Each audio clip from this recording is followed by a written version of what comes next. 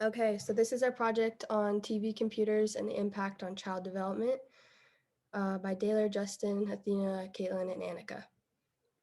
And here's the first video that we have with Daylor. Good morning, ladies and gentlemen. My name is Daylor Bedwell. I want to take the time to present my slides here for a group project. Just get a second here to share my screen. So our subject that we are, that our slide was on for today, our presentation is TV and computers impact on children's development. And my specific slides that I'm going to cover with you guys today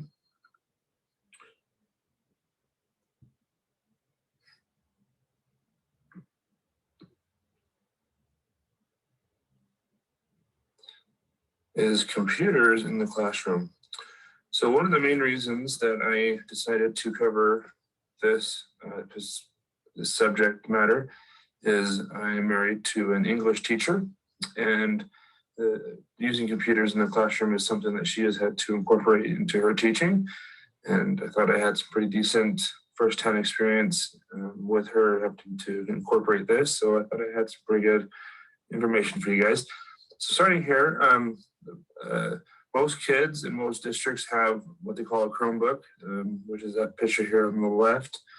And also in most districts, they have the TV-like touchscreen things that they use that can connect to the internet. And actually also has a built-in chalkboard and so on and so forth to help incorporate the technology into the classroom for them. So first off, I wanted to go ahead and go over the pros of having computers in the classroom. Access to high quality and current information. So with having technology, you're able to, instead of having the same old thing every single time, you can always improvise, you can always change the things that you're doing. You can optimize what it is that works and doesn't work in your classroom, and it makes it better for the students. The next one is student performance metrics and monitoring technology. Here in the middle of your screen, you'll see that this is an example of a monitoring system that teachers can have in some districts. Not all districts have it, but this is an example of what they can do to monitor what their students are doing. And in the occasion that they aren't doing what they're supposed to be doing, you can close out of those things that they're doing and or take screenshots so that they can't try to say that they weren't doing what they said they were doing. Something else that is a pro is improved student participation. What kid that you know doesn't like to be on their phone or on their tablet or on their computer? It, in a lot of cases, helps the students to stay engaged and helps them to want to be participating in the lesson each day. Another pro is less paper cost. As I was reading through a couple different articles, I came across an article that said that most schools on average use 360,000 pieces of paper without technology. And I'm not sure about you, but that is a lot of paper. So with being able to use technology, that helps to lessen your paper cost, and it allows you to put that money somewhere else more important. There's less excuses. So with not having things on paper, you can't have the excuse of my dog ate my homework or all those other things that these students try to use to get out of homework. They're able to access their schoolwork anywhere. A lot of times students do leave their Chromebooks at school, but they are able to take them home to assist themselves with being able to do their schoolwork at home as well. There's better accountability. Within moments, students can know what their grades are and what it is that they can do to help improve their grades along with their parents. And there's also less contact transfer, less germs being spread around. as you use the technology instead of papers. Highlighting the cons, one of the main things that can be an issue with technology is if you don't have internet or the internet isn't working that day. It is important to have a backup plan in those cases and to know what you need to do to improvise there. Technology can be distracting. Some kids, instead of doing their schoolwork, they're doing other things, and it's important to keep them on task. There is less direct social interactions with being on a computer or otherwise. You're not socializing directly a lot, so it's important to find that equal balance there so it's not too much of a con. And last but not least, there is a reluctance for teachers who have been teaching for a long time to incorporate technology into the classroom. So it is important that you can teach what, as I say, teach a dog a new trick. It's important to try to keep up with the times and incorporate technology into the classroom. And then last but not least, I put this little video together showing an example of technology in my wife's school. Hello everyone, I'm Mrs. Bedwell and welcome to my language arts class. First, we are a very small school, very small district, and so we don't have a lot of technology in our classrooms, but we have enough. So first, our students each receive their own Chromebook that they leave in my classroom and are able to take it to every class and do their assignments on. They can take it home if they need to, but usually it stays here and charges overnight for them to use the next day. So next, we come over here. And each teacher has a TV in their classroom that they use, and it is touchscreen, so it makes it a lot easier to use. We can access the internet, or we can plug in our computers and use it as like a projector, whichever is easier for the teacher. In my class, I usually just use the internet because I have all of my... As you can see there was a little more to that video, and that is one downside of technology at times, is there's times where it doesn't quite work the way you want to. And like I said previously, it is super important to be able to improvise and on the fly be able to change what it is you're doing to best help your kids. So again, thank you for watching, and I hope you guys have a wonderful day.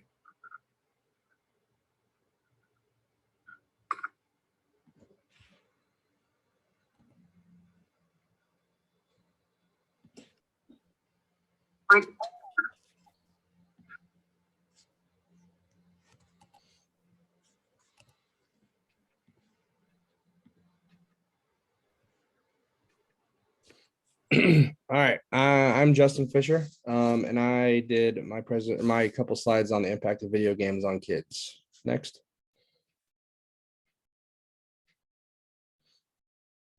So first off, what is unhealthy gaming? That's a big thing that parents and schools talk about.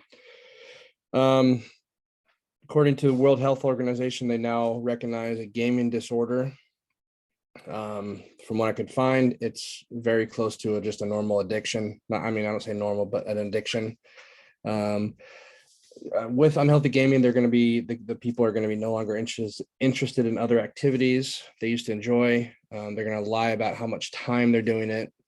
They're going to use it to relieve their bad mood or if they're having a bad day, kind of thing, and then become sad, irritable, anxious when it's taken away.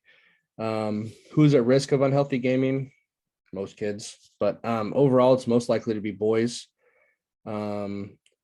They're playing games instead of doing things they should be doing, a normal kid should be doing. They're going to experience a lot of different stuff with either withdrawal or normal if they're playing that game way too much. And playing those games is going to activate the reward system in your brain, basically releasing dopamine. Next. So some more risks of unhealthy gaming. Studies have shown that children who are playing these violent and games, war and fighting games, are going to can become immune to violence. They might start imitating the violence and be more aggressive in school and home and church and with friends and stuff like that. Playing video games that much is going to lead to poor social skills, lower grades. You can become overweight because you're only doing that one thing. They might not be doing the other things they used to love and do. Like I said, on the previous side, it is pretty much an addiction. It's them playing those games that much. They find that release of dopamine and they're going to crave it and try to find that release as much as they can get. Next. Some stuff parents and families and schools can do, but this is mainly for parents and families. You want to place limits, how much they're playing, how much they're doing that. Any media, really. Too much of anything is not good. Making sure they're playing only games that are suited for their age group, whether it be little kids or teenagers. Pretty much everyone should be steering away from the mature rating games because they're not good for anybody. Keeping the console or whatever they're playing and having them play it in the common area of the house, whether it be living room or family room, to make sure everyone can see what they're doing. They're not hiding out in their room. Making sure they have other activities that they can do, whether it be sports, band, anything like that, making sure they're outside playing with friends, getting some fresh air, and not only letting them play the video games or media. And then play games with your kid or brother or sister, or engage them, making sure you're playing with them and set a good example.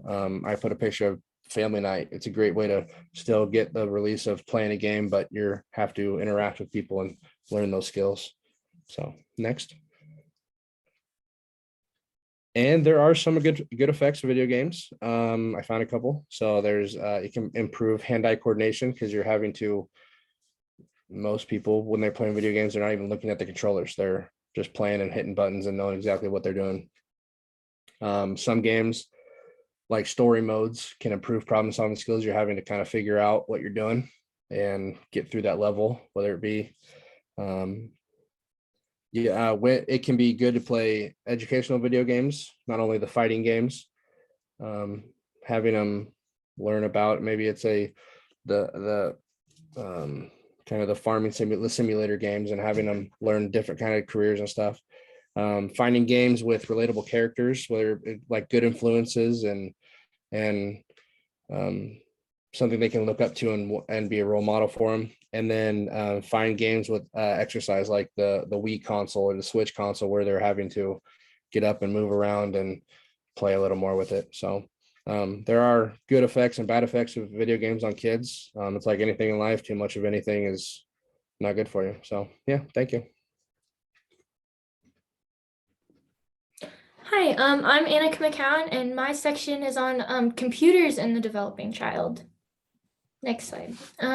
So with children and computers, there are good things that can happen from them. So one of the good things that can happen is you get instant access to resources, including educational software. So when they're doing research and learning online at home, they can have accesses to all of the articles they could need. They don't have to wait a week to go into the library to check out that book, to find the information. They can grow so much more in that time, and it's not just wasted.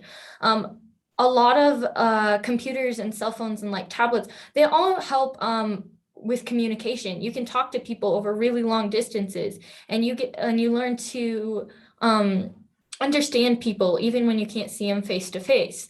A lot of them can help with improved problem solving and decision making. Games and apps can help give children that practice to finding success down the road. They can choose, oh, do I want to use this one or this app? Which one will work for me better? And there's just a lot of other learning enhancements and little benefits that come from using these things as a side or an add-on to what's already there for them. Next slide. So along with the good, there are also bad things that come from too much usage. So kids get less physical activity. They don't get a lot of face-to-face time. So they often have a lot of social issues, behavior issues, and a lot of psychological effects start building. They can be bullied, which can ruin a mental state of mind. A lot of young teens and younger kids are more at risk of depression because of social media use. And it's led to more youth needing mental health interventions because it's increasing their depression.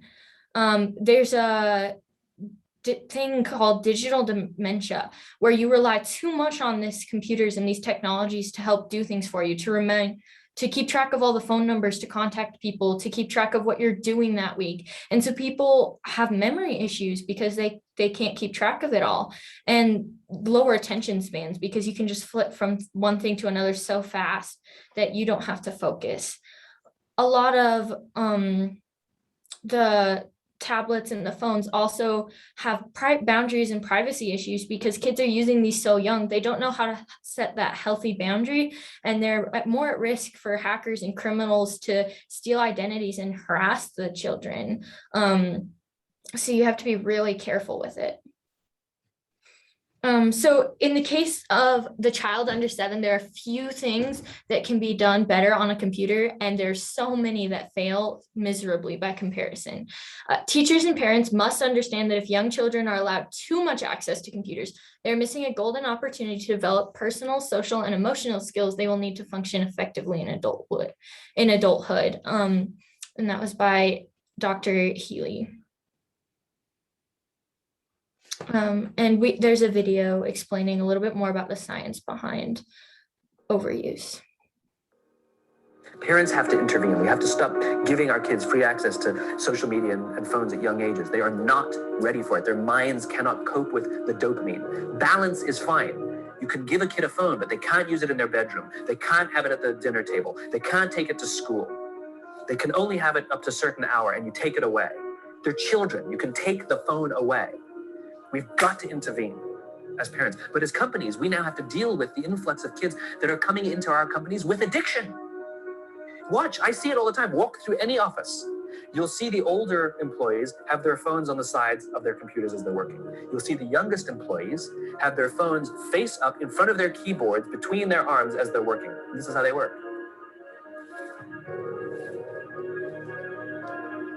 And the science is alarming.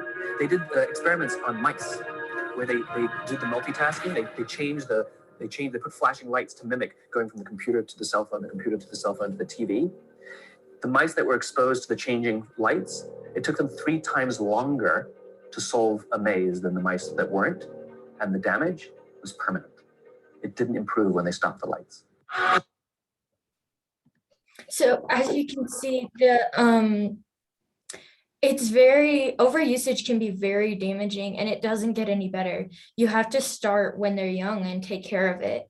And so on the next slide, we'll see what can we do to prevent some of these issues and this damage from happening.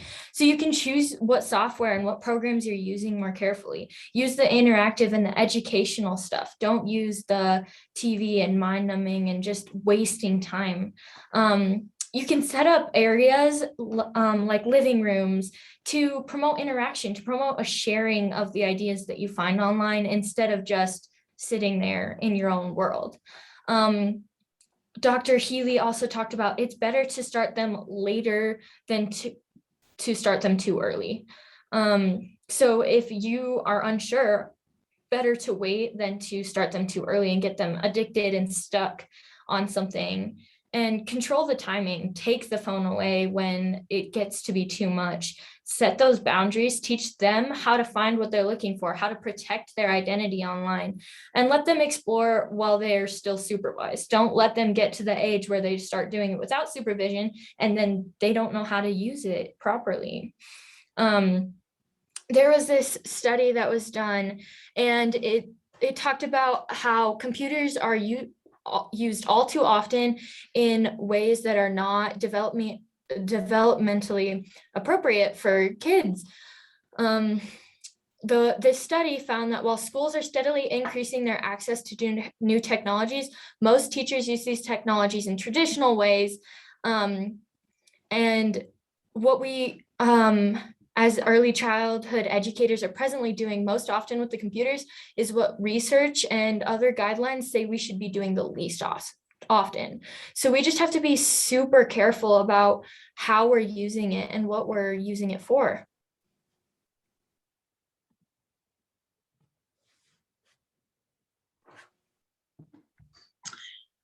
All right, mine is on TV programming for babies, and early television watching can endanger a healthy development. Next slide.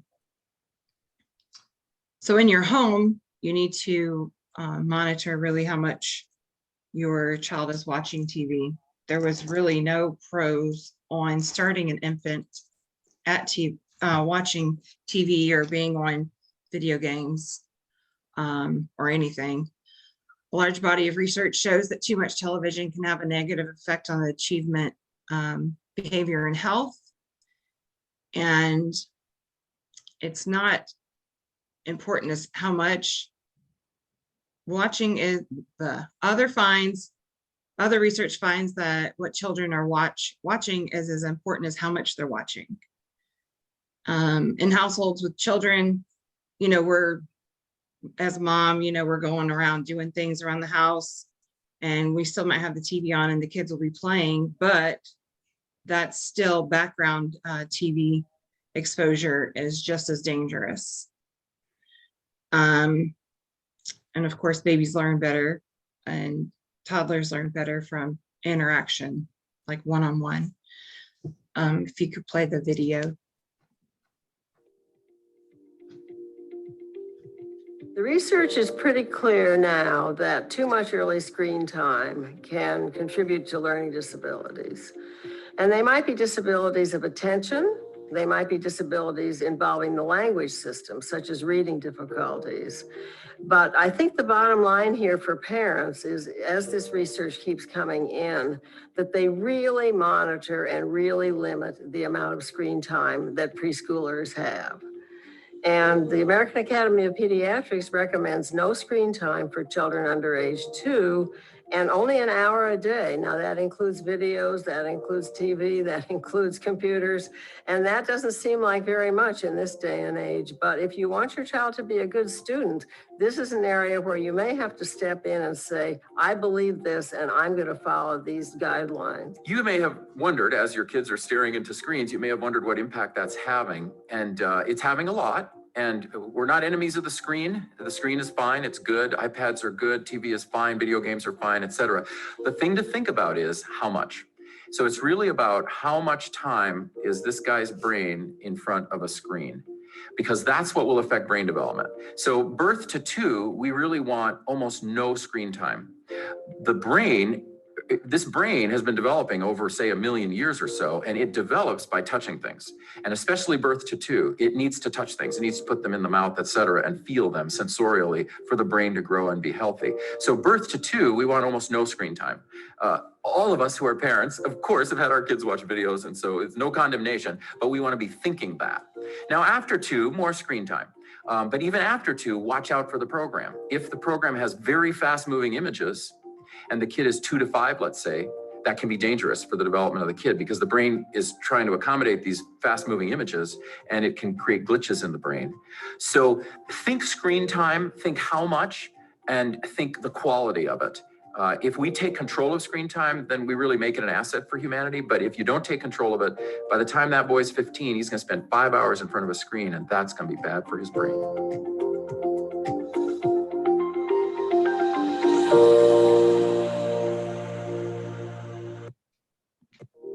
So if you 3 do not have kids, then listen to that man. Listen to that woman. As they said in the video, the first 3 years of life are the most significant period of child's development, especially for the brain, which is growing faster, I guess, than it's supposed to be any other part of the body. Almost all infants and toddlers are exposed to TV or videos every day, usually 1 to 2 hours. 2/3 of mothers with 3-year-olds report that their child watched 2 or more hours per day. And as I said before, background television is always exposed an average of 4 hours a day. So we're all seeing a pattern now of ADHD, ADD with younger kids going into school. And I think that now that there's more modern technology, that has a lot more to do with why. Okay. 92.2% of 1-year-olds have already used a mobile device, some starting at the age of 4 months. Day-to-day learning. They need to be touching things. They need to feel things. They need to be playing in the kitchen while you're cooking, hitting the pots and pans. You know the phrase, you are what you eat, then your brain is what it experiences, and video entertainment is like a mental junk food for babies and toddlers. And, you know, we each want, I know as I'm thinking like, shame on me because I could have done better. Sometimes it's like, okay, I'm busy, just here's my phone, take it. And yeah, now that I'm learning, I mean, it's stuff that I knew I shouldn't have done, but now reading all this and researching all of it, it's kind of like, yeah, well, maybe this is why my kid does this, or my son is in, 2nd grade and having troubles paying attention and whatever. The problem not only lies with what the toddlers are doing when they watch TV, it's what they aren't doing, and they aren't getting up and they aren't moving around. They aren't getting their exercise that they need as an infant or toddler. There's no social interaction. So when they grow up, they're not going to have that one-on-one. Go ahead. In 2019, a group of researchers created a problematic media use measure for parents of kids ages 4 to 11 gauge in their child's media use and becoming detrimental to their overall health. For babies and toddlers, you may notice a defiance and acting out when trying to remove the screen from them, or when you don't, when you're trying to turn the TV off or take their iPad away. And all of these 9, like an infant is going to throw a tantrum just as much as a 15-year-old or 16-year-old is going to throw a tantrum, or a 10-year-old when you take their stuff away. They're all going to lose interest in their toys. The preoccupation, as they get older, all they're going to think about is TV. I know sometimes when my son comes home, he's like, Mama, give me your phone, give me your phone. Or we're on the way to school in the morning. He's like, Mama, can I watch this on your phone? And I'm like, no. So right now we're like listening to church songs or listening to the Boy Scout oath or something, because he just joined Cub Scouts. The psychosocial consequences are they interfere with family activities. So there's everybody sitting around on their phones or watching TV and nobody's interacting with each other. And so how are our children supposed to know how a close-knit family is supposed to be? And cause disagreements, just as with the tantrums, as they can withdraw themselves. There can be tolerance of increased use. They're wanting to increase the use of it, sneaking around. And the only way your child is going to feel happy, and I've seen this happen, is if they have their screen, if they have their tablet, or if they have their TV. If they get it taken away, all hell will break loose. Literally. And it's in my purse. Right here. Sorry.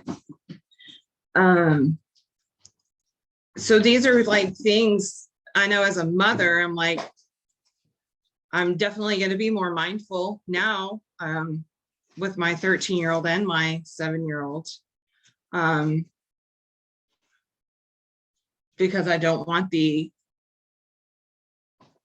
addiction, because one addiction can lead into another. So, all right.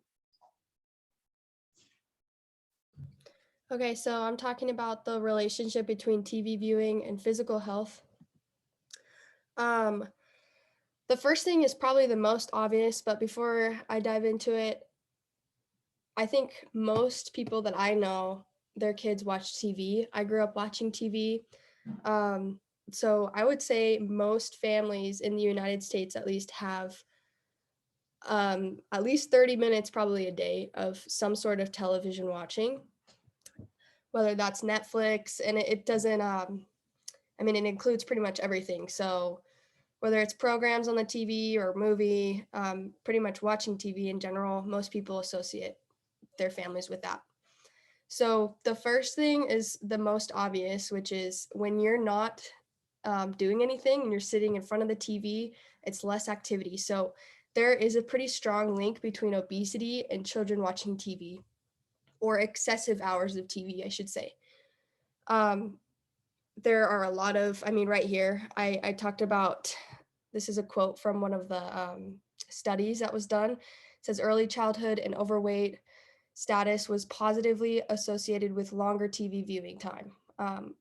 The other thing is commercials. I grew up watching, I remember it, I think it was Domino's or something, but whenever Domino's came up on the TV, I mean, that's pretty much where I got all of my junk food craving, was from the TV because it's promoted all the time.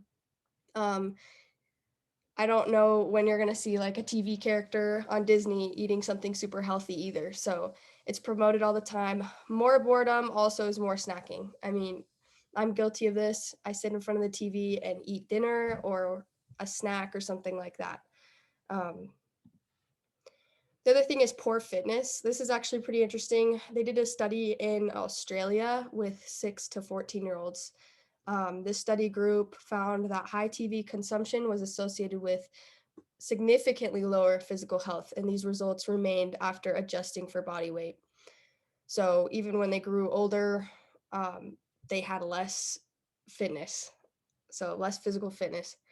And then youth exceeding current TV time recommendations had a 60% higher risk of having poor or very poor fitness compared to those with a TV time of less than 2 hours a day.